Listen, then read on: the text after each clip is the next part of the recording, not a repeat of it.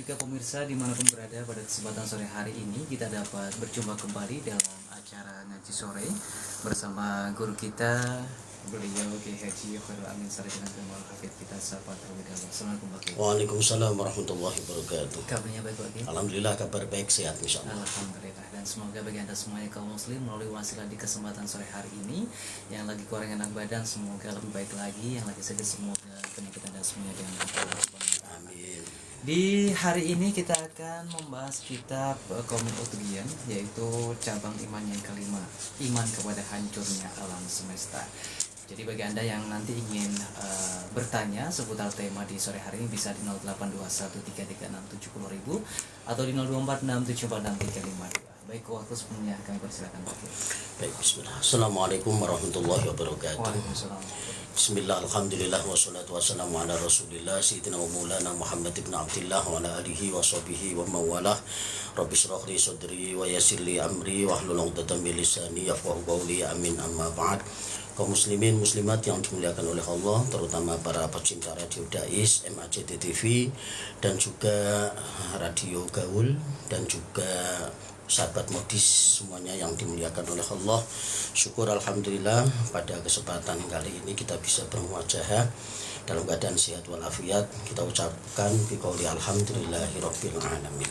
Selanjutnya kita akan melanjutkan kajian kita, yaitu tentang di kitab Qaumul Uthriyan, yaitu cabang iman ya.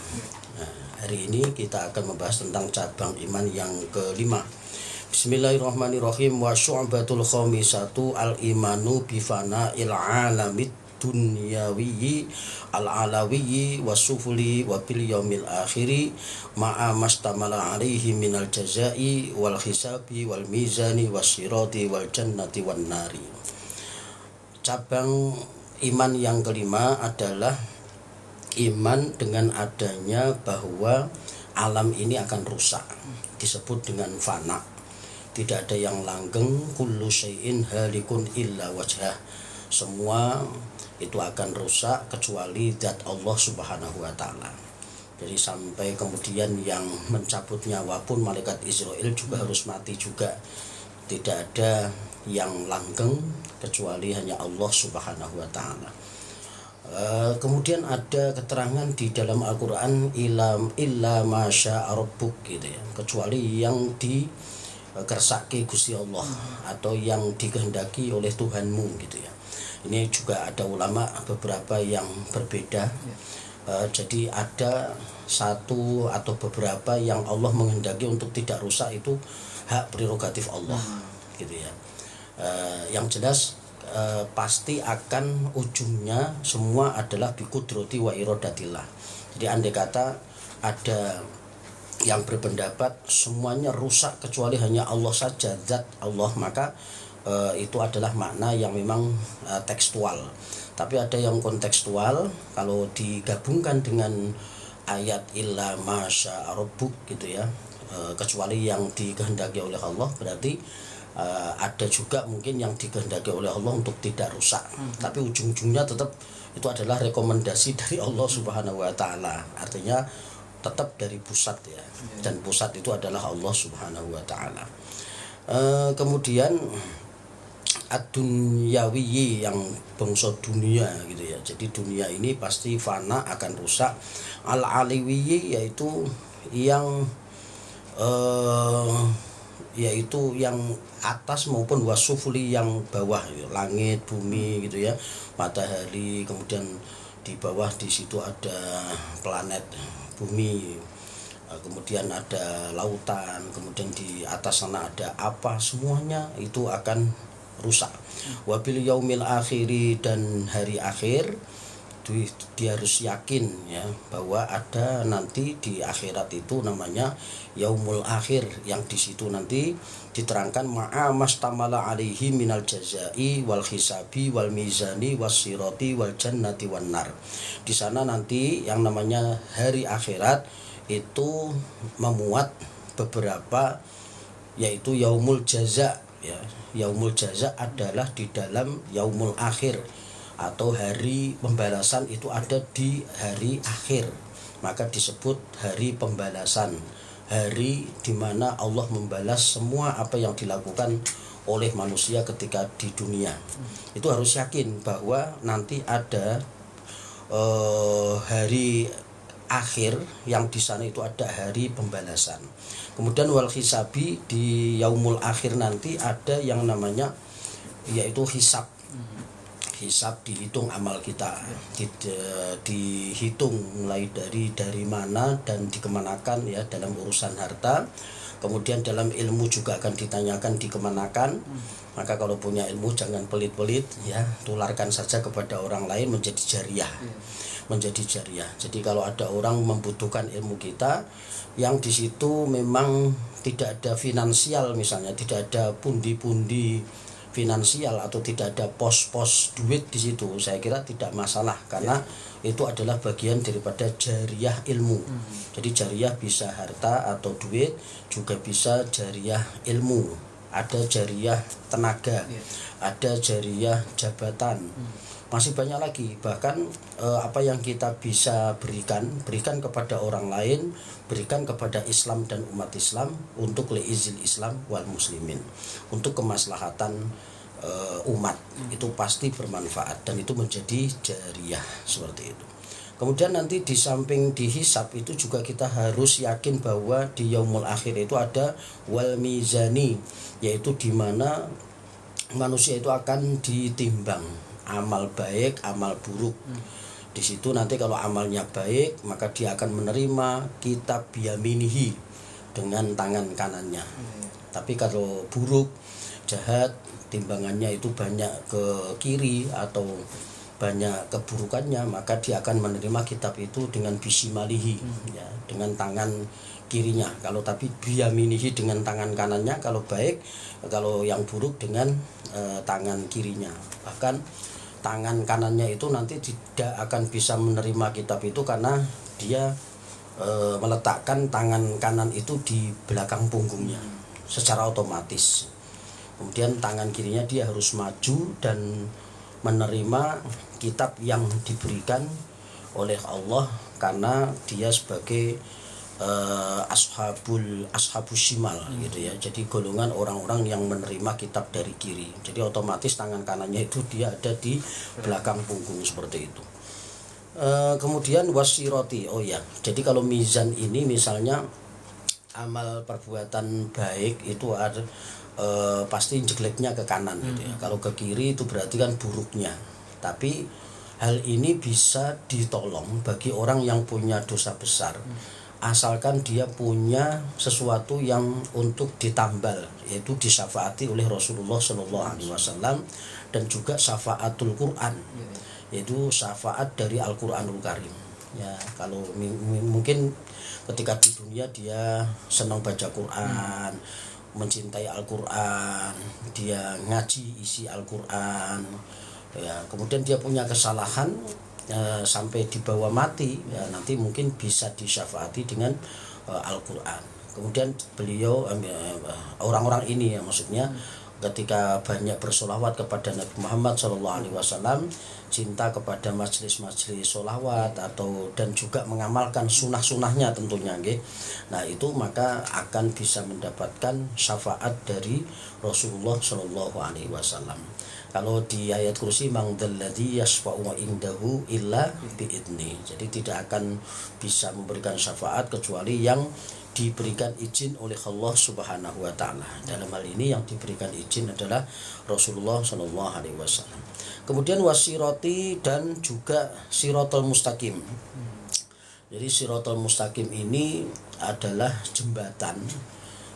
Saya tidak tahu apakah hadisnya sahih yang menerangkan bahwa nanti siratal mustaqim itu seperti rambut yang dibelah menjadi 7 gitu ya.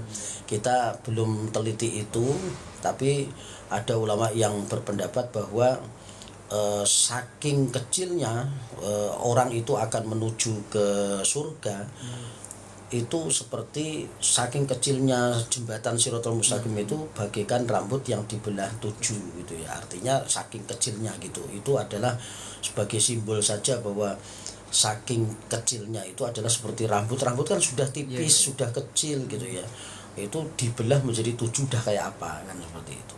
Tapi bagi yang ahlul jannah, bagi orang yang memang amaliyahnya baik, maka dia bisa melewati siratul mustaqim ini kalbarkil khotib, seperti kilat yang menyambar, tahu-tahu masuk surga gitu aja ya. Dan juga hisab ini juga ada 2 yang mengatakan, kita tambahkan, ada hisab itu yang benar-benar sesuai SOP, hisab yang memang lama gitu ya.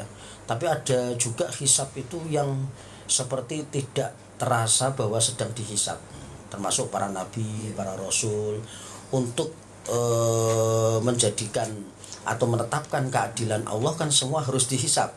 Akan tetapi hisabnya para nabi dan rasul dan orang-orang soleh itu seperti tidak dihisab, jadi saking cepatnya.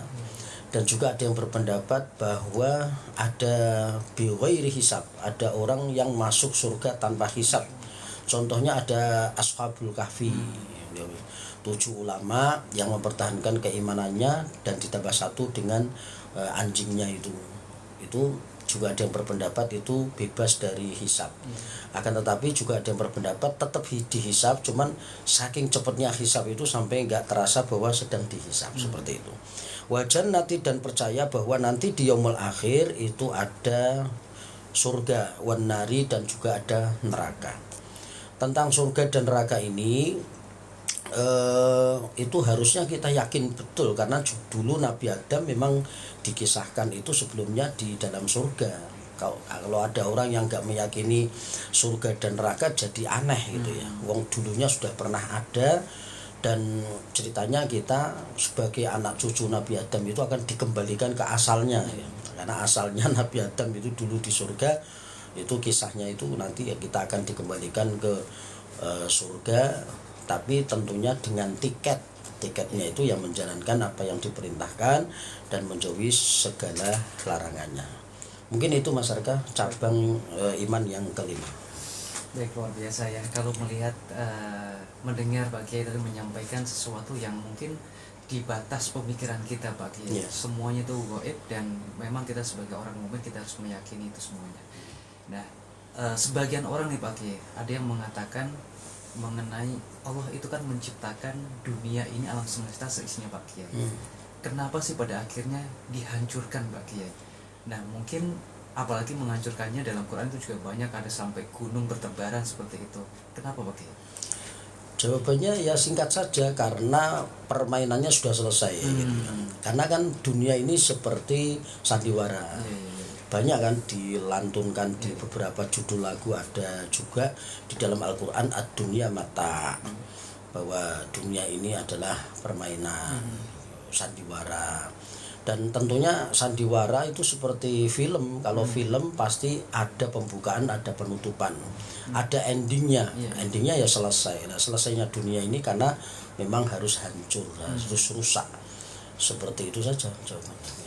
Nah, kalau melihat kehancuran sebagai tanda akhir dari semua kehidupan Mbak Kiai, kalau melihat kalau melihat Allah itu maha kuasa, kenapa sebagai tanda maha kuasa Allah itu tidak orang yang hidup dimatikan? Kenapa harus kehidupan ini Pak Kiai atau alam ini? Kan di dalam Al-Quran ada afala ta'qilun, afala tatadzakkarun, afala yaqilun gitu ya. Dan masih banyak lagi supaya kita menggunakan akal kita, sehingga ketika kita tidak diberikan contoh kekuasaan Allah apapun itu kita tetap sudah yakin.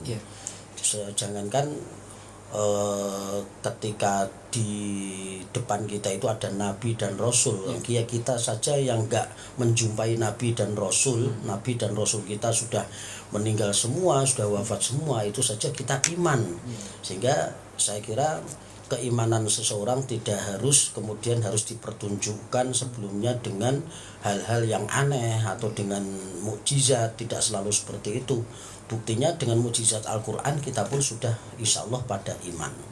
Ada memang di zaman Nabi dan para Rasul itu yang imannya itu memang harus melalui pertunjukan gitu ya, dengan misalnya mematahkan keyakinan bahwa Fir'aun itu punya tukang sihir yang hebat. Buktinya ketika tongkatnya Nabi Musa alaihissalam dilempar itu ternyata menjadi ular yang sangat besar dan memakan ularnya tukang sihirnya Fir'aun. Dengan seperti itu hampir semua itu beriman, langsung iman itu. Amantu billahi wa bi ilahi Musa. Akan tetapi mereka menyimpan keimanannya itu. Apalagi juga ada beberapa kisah tentang nabi yang bisa menghidupkan orang mati. Nabi Isa bisa menghidupkan orang mati. Memang ada beberapa umat itu yang bisa iman itu karena harus diperlihatkan dulu kebesaran, kemujizatan daripada para nabi dan rasul. Tapi juga ada yang tanpa mujizat yang hebat pun itu sudah bisa iman. Jadi tergantung dari ketetapan Allah. Allah memberikan kepada kita kekuatan iman dan Islam itu faktor apa. Jadi kalau faktor kita menggunakan akal pikiran kita bisa membedakan mana yang baik dan mana yang buruk, hak dan batil, maka itu akan menjadi jalan hidayah untuk meyakini keberadaan Allah dan kekuasaannya, dan juga para nabi, para rasul itu mereka adalah orang yang benar. Seperti itu. Baik, silakan pemirsa dan juga pendengar yang ingin bertanya di kesempatan sore hari di 082133670000 atau di 0246746352 sembari menunggu Pak Kiai. Terkadang ketika kita mendengar seorang atau mungkin penceramah seperti itu atau orang-orang yang menyampaikan tentang kiamat ini kan seakan-akan terkadang itu menakut-nakuti Pak Kiai. Iya. Jadi banyak orang yang mungkin baru saja mu'alaf seperti itu mendengar hal semacam itu kan takut malahan. Nah, apakah harus menyampaikan hal demikian atau memang benar-benar seperti itu, tapi ini memang benar-benar kasih sayang Allah kepada manusia Pak Kiai? Iya. Kan memang ada basyir, ada nadhir. Basyiro wa nadhiro, kabar gembira dan juga kabar yang peringatan. Ya, bukan menakut-nakuti sebetulnya. Bahasa yang paling tepat adalah peringatan. Jadi kalau kita hanya bercerita tentang surga misalnya, maka orang itu akan selalu terhalusinasi dengan sesuatu yang menghantarkan ke surga saja.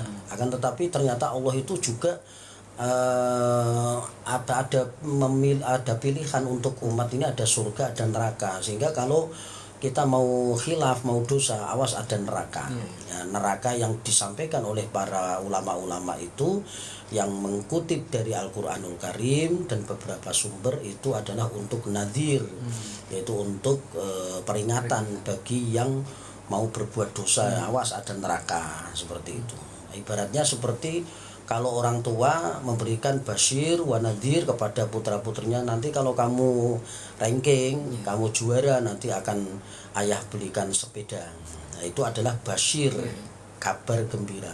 Tapi kalau kamu ternyata enggak lulus, maka ayah tidak akan berikan kamu uang jajan selama 1 tahun misalnya. Maka yang terakhir ini adalah disebut dengan nadhir. Jadi bukan kemudian bertujuan yang tidak baik, akan tetapi justru untuk kebaikan bagi yang bersangkutan. Seperti itu. Baik, apakah ada ayat khusus Pak Kiai untuk menerangkan hal kapan hari kiamat itu terjadi, dan mungkin apakah ada tanda-tanda yang bisa kita ketahui Pak Kiai? Tanda-tandanya ada 2 macam ya. Ada tanda-tanda yang fisik gitu ya, ada tanda-tanda yang non fisik gitu ya. Ada tanda-tanda yang non fisik, itu artinya sekarang ini sudah banyak sekali kejadian-kejadian yang khariqul adah.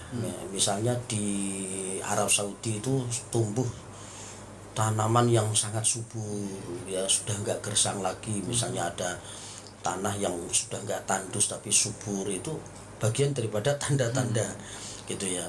Kemudian ada tanda-tanda yang secara fisik gitu ya.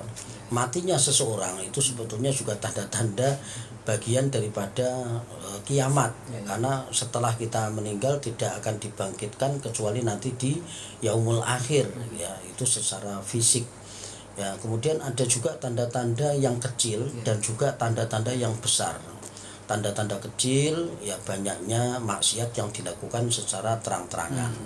Tanda-tanda besar nanti ada pada akhir di ujung kiamat, yaitu terbitnya matahari dari arah barat. Kemudian tidak ada satupun orang yang beribadah. Al-Quran tidak ada yang membaca, suara adzan tidak diperdengarkan di masjid, dan juga wanita-wanita itu lebih banyak daripada kaum laki-laki. Dan juga di akhir zaman nanti adanya Dajjal yang keluar untuk kemudian memberikan pilihan antara surga dan nerakanya versinya Dajjal. Itu adalah bagian dari tanda-tanda yang besar seperti itu. Baik, terkadang orang itu sudah mengetahui tanda-tanda semacam itu Pak Kiai, tetapi sedikit banyak orang yang mempersiapkan untuk melewati ataupun hadirnya kiamat itu. Nah, terkadang kita Pak Kiai, orang itu berdoanya semoga saya itu panjang umur, seperti itu. Nah, panjang umur di sini apakah kita itu termasuk orang yang celaka ketika kita bisa mengikuti kiamat itu atau tidak Pak Kiai? Dulu kan ada orang Badui yang tanya ya, mata sa'ah ya Rasulullah, panjenengan itu cerita tentang kiamat. Lalu kiamat itu kapan gitu ya. Nah, Nabi ketika ditanya seperti itu tidak langsung menjawab tanggal sekian, bulan sekian, tahun sekian, tidak. Tapi beliau justru bertanya ulang, kamu kok tanya tentang kiamat? Apa yang sudah kamu persiapkan dengan kiamat itu? Maka orang Badui tadi mengatakan, saya tidak ada persiapan apa-apa kecuali aku cinta kepada Allah dan Rasulnya. Allah dan Rasulnya akan selalu aku cintai di atas segala-galanya. Dan memang ibarat sekarang itu orang mengatakan gandulan sarungi kiai gitu ya, atau jubahnya para habaib gitu ya. Itu adalah istilah-istilah yang memang seperti amal kita itu kayak tidak pantas untuk menjadikan tiket masuk surga, sehingga akhirnya pokoknya aku gandul gitu ya.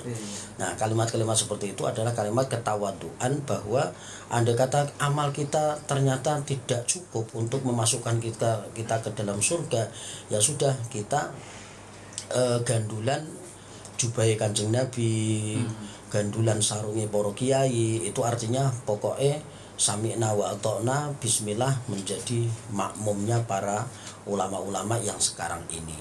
Ikut para kiai, insya Allah itu akan kita ikut masuk dengan cara yang lebih mudah daripada nggak ngikut kan, daripada sendiri-sendiri kita ngikut jejaknya para kiai itu lebih mudah.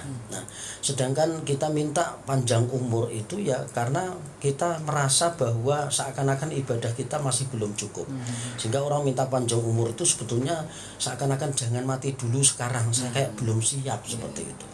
Ketika dia berdoa, ya Allah panjangkan umurku, itu artinya ada niat untuk ketika Allah perpanjang umur kita itu dalam kebaikan-kebaikan dan peningkatan amal ibadah, seperti itu.